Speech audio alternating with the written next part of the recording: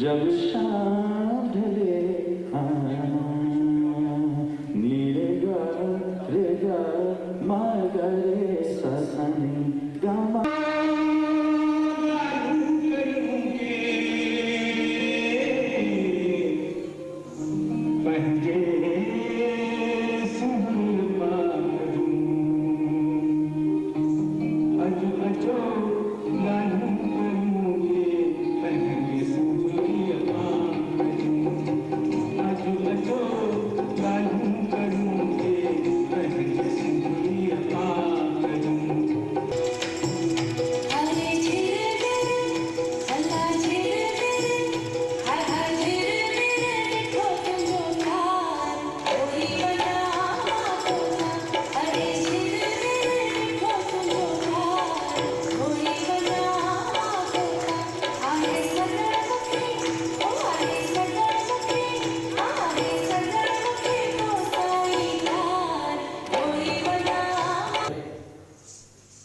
उमरकोट में तो सब ठीक आए।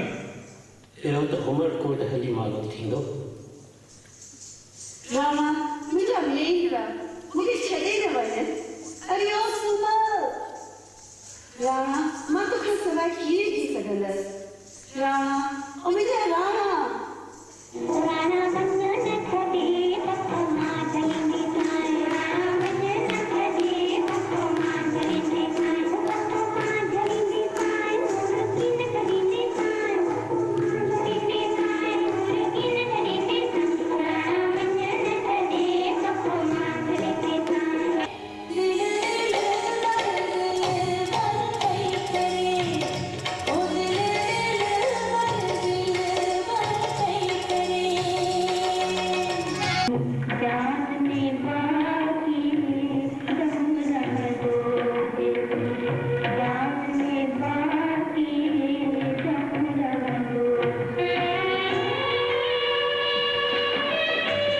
भारत के इंडियन नेशनल कांग्रेस के प्रेसिडेंट श्रीमती सोनिया गांधी जो मैसेज असां वटि आंदो आहे आवाज़ तो कयां दादा सुरेश केसवानी साहब जिन खे।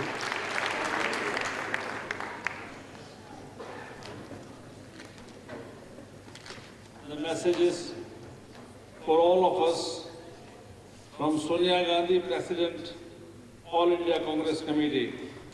The message reads as follows. I am happy that the International Sindhi Sammelan is being organized in London this month. The Sindhi community has long made its mark in the country's life and in the international sphere by virtue of the enterprise and the hard work of its members. Historically, their contributions to nation building and economic development are well recorded. I send my felicitations to the members of the community on the occasion of this summit. Signed, Sonia Gandhi. अॼु जी मुख्य हस्ती अॼु जी मुख्य मेहमान श्री राम जेठमलानी साहब जिन खे अर्ज़ कंदुमि त हू मंच ते अचनि।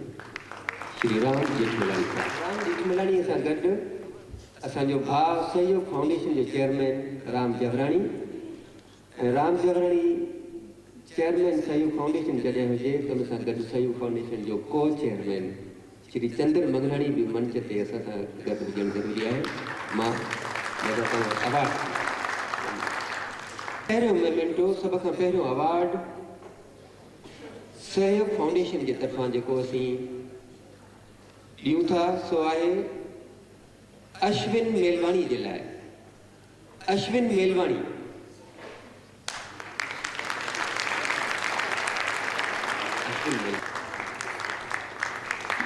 Give them a big applause, please. Mr. Ravi Melwani. Mr. Ravi Melwani. Selina Daswani. Selina Daswani is the granddaughter of my dear brother, Mr. Raj Daswani.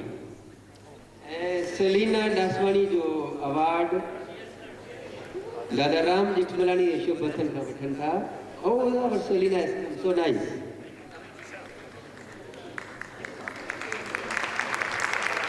Give them a big applause, please.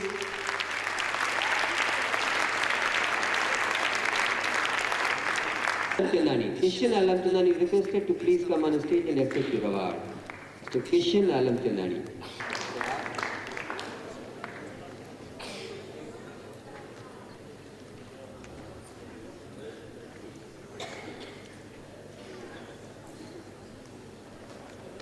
Miss Divya Rai Singhani.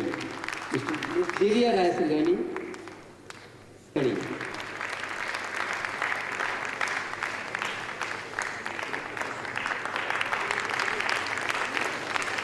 Anika Makida.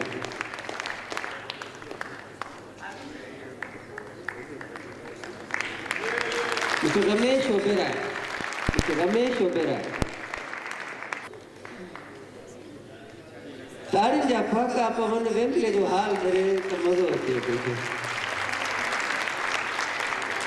ऐं हाणे असांजी Moomal Rano ballet जी पूरी team सभ खां पहिरीं नमिता सामताणी।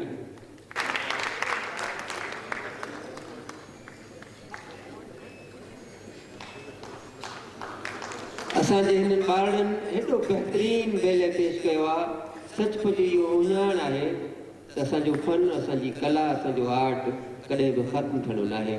जेकॾहिं London में असीं हेॾा शानदार सभु मल्हाए सघूं था, हेॾा बहितरीन बैले करे सघूं था, त सचमुच हीउ कारवां अलाए केतिरो अॻिते वधंदो, इहा असांखे पक्का विश्वास आहे। नमिता सामताणी खां पोइ मां अर्ज़ु थो कयां सलोनी कृष्णाणी खे त हू असांजे दादा राम जेठमलानी जिन खे जंहिंजे शुभ हथनि खां इहो अवार्ड हासिलु कयो।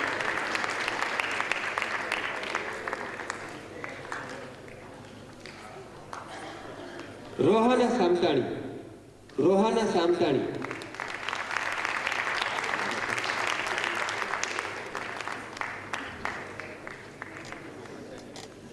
रोहाना सामताणी। ताड़ी वास्ते घटि छो थी थियनि मूंखे सम्झ में सिंधियुनि जी ताड़ियूं माना। अनुष्का लखियाणी। अनुष्का लखियाणी।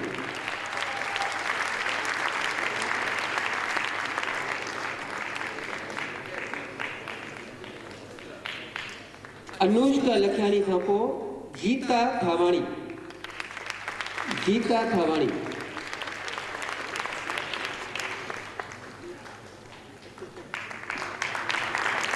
अनीता थावाणी।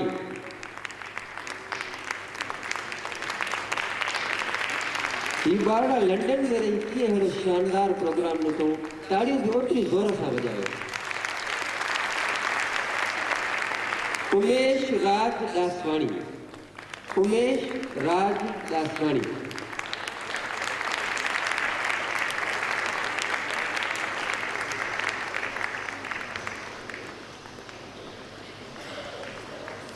शारदा दरियानाणी। ऐं ही आहे शारदा दरियानाणी जंहिंखे तव्हां सूमल जे रूप में ॾिठो। असांजी सूमल हुई बेबी शारदा दरियानाणी। ऐं सूमल खां पोइ असांजे मूमल राणो जो हीरो राणो। राणो जेको रोल प्ले कयो सुमित्रा छुगाणी। सुमित्रा छुगाणी।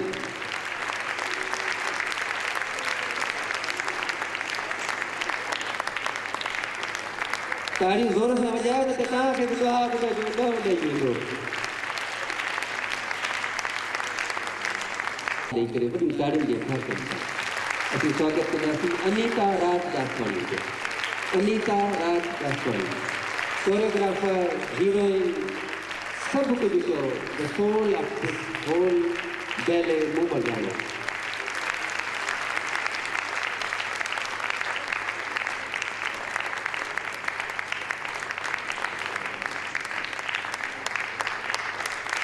सहयोग फाउंडेशन के चेयरमैन श्री राम जवरानी साहब जिन ही ट्रॉफीज़ असांखे स्पॉन्सर कई हुई, जिन हिम्मत अफ़ज़ाई कई आहे असांजे हिननि ॿारनि जी, हिननि कलाकारनि जी, हिननि आर्टिस्ट जी।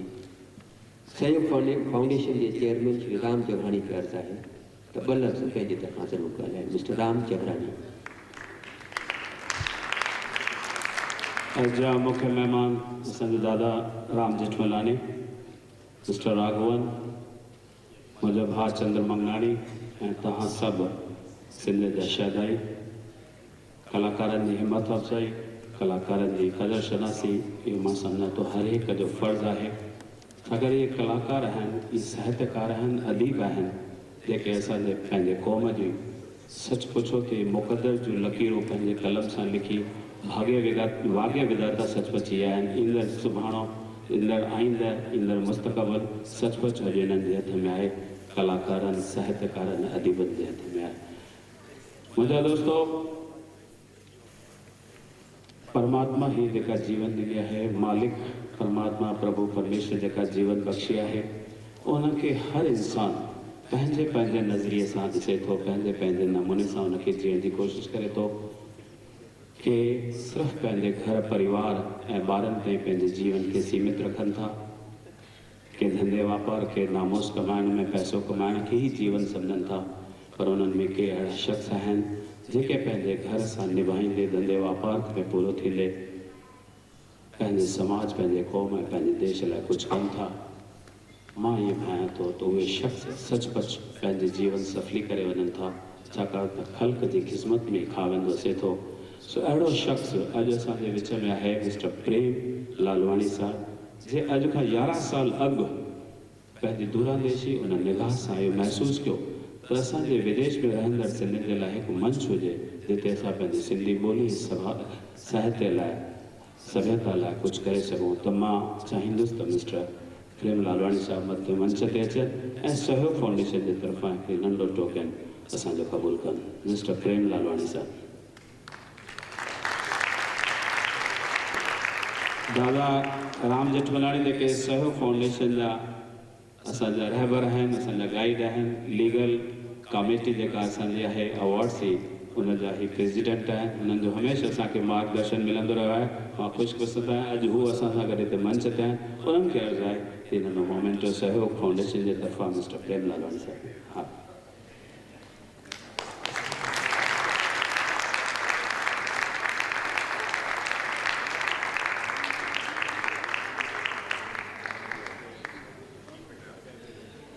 अॼु ही सम्मेलन जिते तव्हां सभु विदेशनि मां, अलॻि अलॻि मुल्कनि मां अची गॾु थिया आहियो, पंहिंजा वीचार पेश कया आहिनि, असांजे ईंदड़ सुभाणे जे लाइ तव्हां पंहिंजूं योजनाऊं ठाहियूं आहिनि। इन सॼे सम्मेलन जे पोयां जंहिं शख़्स जो हथु आहे उहो आहे राज दासवाणी साहब ऐं उनजी टीम। सो मां दादा राम जेठमलानी साहब खे अर्ज़ु कंदुसि त उन्हनि जो बि नंढे मोमेंट सां स्वागत। मिस्टर राज।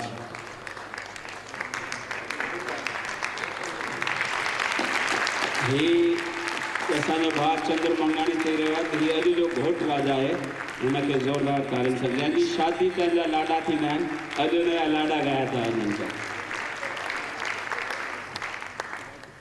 ही मूं तव्हां सभिनी जे तरफ़ां वरितो आहे दादा खां। हिन छा चवां हिनखे नमन कयो या मेडल जेकी बि चओ, उन ते मुंहिंजो हक़ु कोन्हे, मूंखां वधीक तव्हांजो हक़ु आहे। तव्हांजे तरफ़ां हा खणी वञो पंहिंजो हिसो, प्लीज़ अचो खणी वञो। ही तव्हांजे तरफ़ां मां वठां थो, तव्हांजो शुक्रगुज़ार आहियां।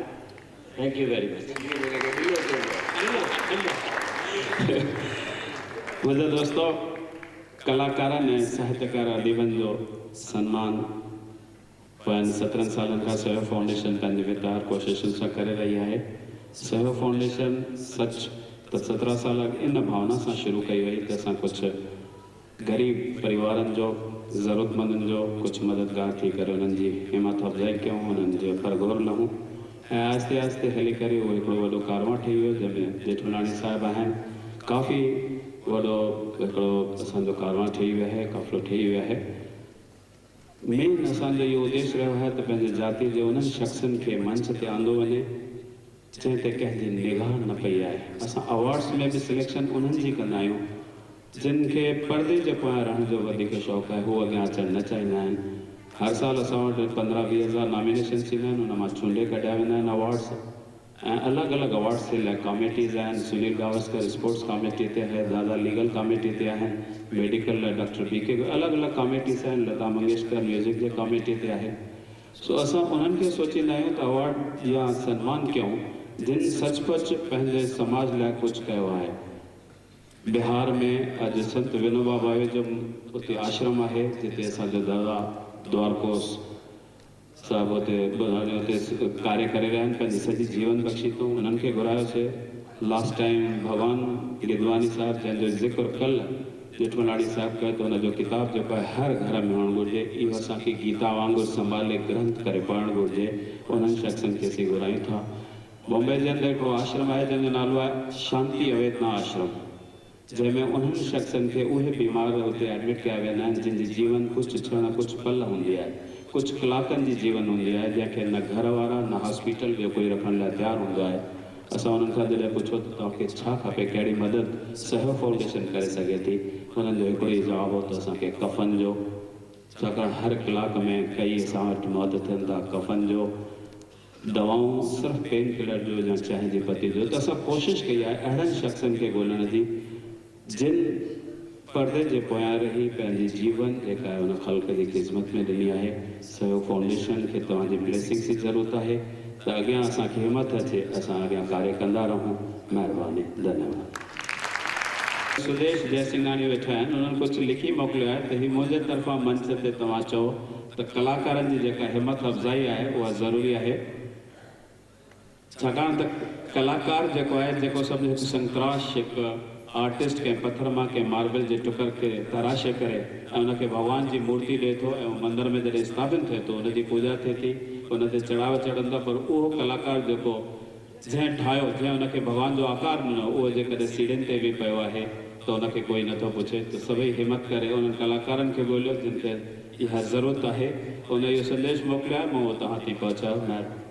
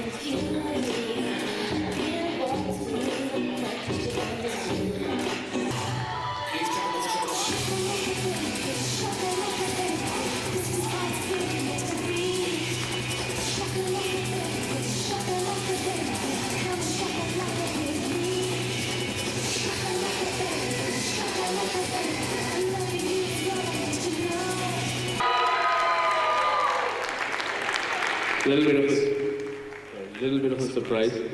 I was not part of the fashion show, but congratulations all of y'all. And well, first of all, good evening to everybody here. And how are you guys doing? Okay, I knew that's going to come up. Okay, first of all, my apologies for speaking English. Ma Sindhi na to gala hai. Did I say it right? Okay. Sorry. Good evening, everybody. I'm here for obviously the 11th International Sindhi Sammelan. Program of the day. Give a big applause, please. ऐं उन्हनि सां गॾु ई असांजूं भेनर बीठियूं आहिनि, professor माया Mirpuri, professor Jyoti ऐं principal Sarla. इन्हनि जे लाइ ॾाढियूं ताड़ियूं वॼायो, छो त इहे उहे माण्हू आहिनि जेके असांखे ॿीहर बम्बई में 12 इंटरनेशनल सिंधी सम्मेलन में वरी गॾु कंदा।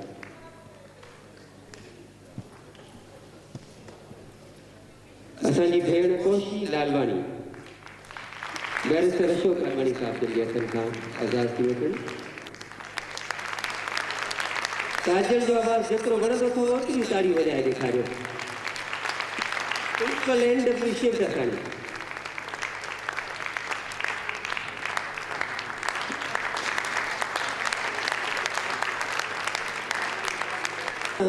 जोश मां उत्साह मां ही ताड़ियूं था वॼायो। ओतिरे वॾे उत्साह सां ईंदड़ 12 सम्मेलन में भी बम्बई में ज़रूरु अचिजो। शानदार नमूने उहो फंक्शन कंदासीं। असां सिंधियुनि जी विख हमेशह तरक़ीअ ॾांहुं गामज़न हुजे। इहो असांजो एतमाद आहे, इहो असांजो विश्वास आहे।